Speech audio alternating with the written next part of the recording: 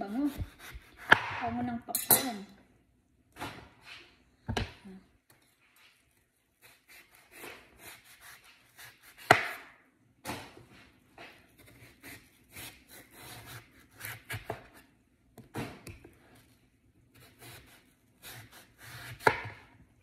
Masarap din to isalad yung pakwan. Na-try ko to, yung lalagyan mo ng suka tsaka paminta. Ang sarap. Akala ko nga dati sabi ko nagulat ako yung sinabi ng kaibigan ko na sabi niya isalad natin yung pakwan. First time ko kaya yung makatikim. Ang sarap. Yung gagawin mo, lagyan mo siya ng suka at saka paminta. Sarap kaya. Matamis pa rin. Kahit may suka siya, matamis pa rin yung pakwan. Akala ko nga pag mayroong suka, siyempre mag-iibang lasa. Pero hindi. Matamis pa rin siya. Diba? Oh. Lasa natin kasi sobrang puti. May puti pa. Pero pag may puti, yan ang masarap na salad. Sana matamis siya. Oh. Diba? Madali lang. Madali lang pag ganitong pagbabalat mo. Kailangan matalas yung kutsilyo mo para hindi ka mahirapan mag-slice. Yan na. Oh. Charin! Oh, diba? Oh. Kaya saglit lang talaga. Tapos lagay natin dito. At ilalagay natin sa ref. Muna natin sa gilid. Kasi masarap to pag malamig. Yung mga bata, kahit ganito lang yung merienda nila, okay na sa kanila. Try nga natin kumatong isa.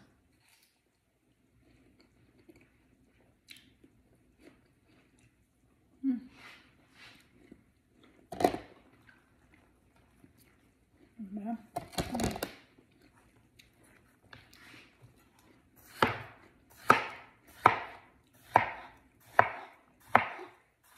Kaya bumili ako nito kasi pang merienda ng mga bata. Pang snack nila pag galing school. Kasi pagdating nila galing school, gutom na. Kaya ito okay na itong merienda nila. Pakwan.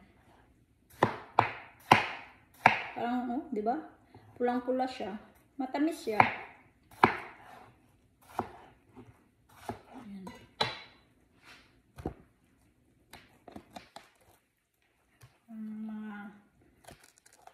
Malinis naman yung kamay ko kasi naghugas naman ako ba.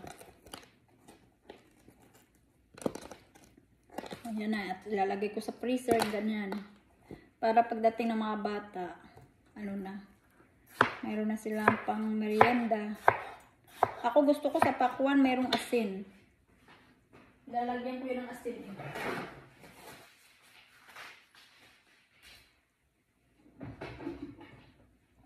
Kulang yung ating Tupperware.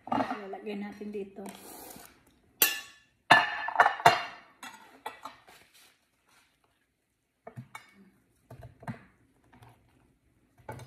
Mahal ng mga prutas. Pero okay lang. Kahit mahal kasi, alam mo naman, para sa mga bata, kaysa naman sila ng mga junk food. Hindi, mas okay na yung prutas ang kainin. Kaysa sa mga kung ano-ano.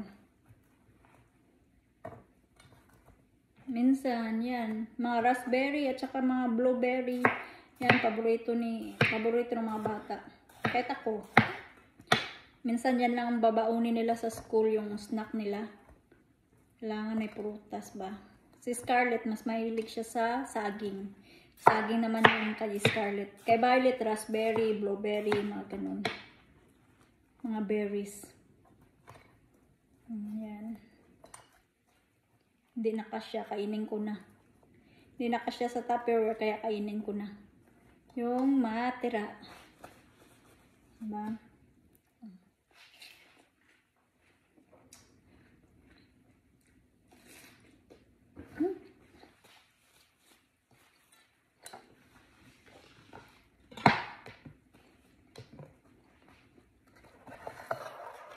Yan na.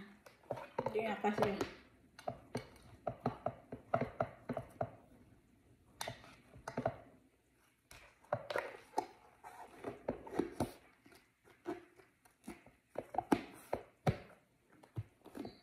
Yan. Wala sa bata.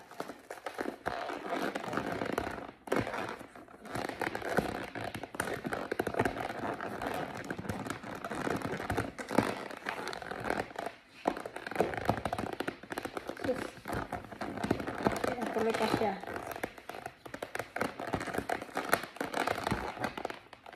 Hirap ba? Hindi siya kasya. Kunti nga lang to eh, pero hindi pa siya kasya. Ito malaki. Ano?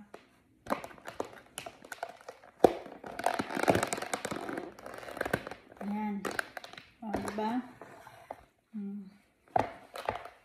So, lagay ko sa ref.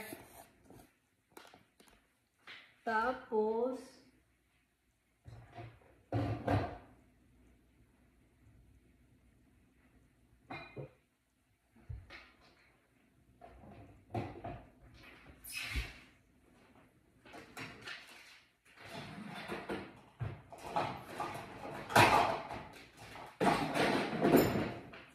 gusto namang blueberry. Para hindi siya nilalagyan ko yan ng paper towel. Yan. Kasi di ba nababasa. Yung basa ba? Para hindi siya madaling masira, nilalagyan ko ng paper towel. Yan. Yan o. Naugasan ko na to. Kaya lalagay ko na dyan. Yan. Ito naman maasim-asim. Pero matamis na maasim-asim. Masarap naman siya. Matamis. Diba? Ganyan. Ganyan lang. Ito naman, binabaon ni Violet. Nilalagay niya sa kanyang oatmeal. O di kaya sa kanyang basta pinapapak niya lang. Ginagawa niyang snack.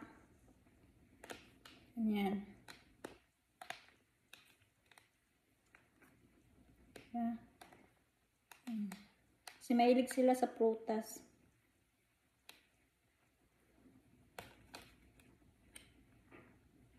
Ganyan lang siya. Diba? Paano natin parang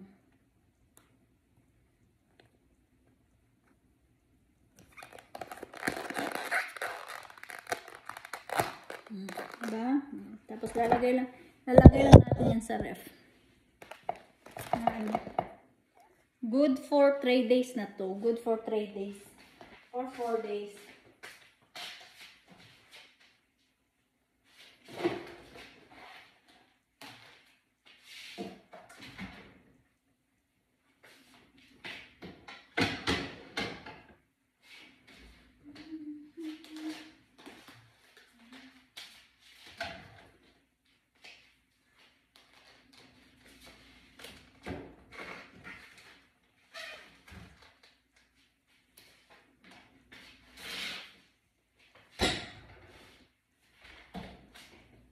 Tapos meron akong ito naman yung aking blackberries.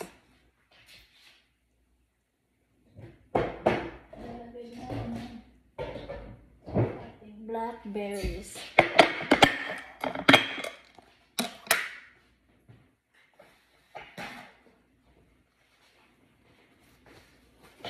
Lagyan natin ng paper towel.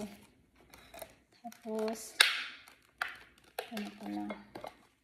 Naugasan ko na yan. Oh, 'di ba? Ang laki. Oh, matamis siya. Yan. Ito ano na siya.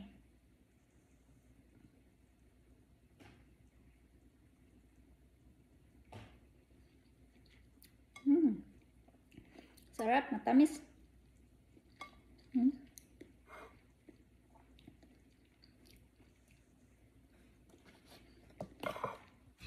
Diba?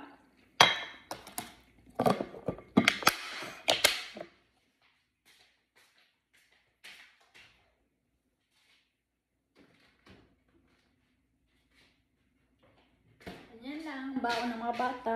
Babaunin ng mga bata. Hmm?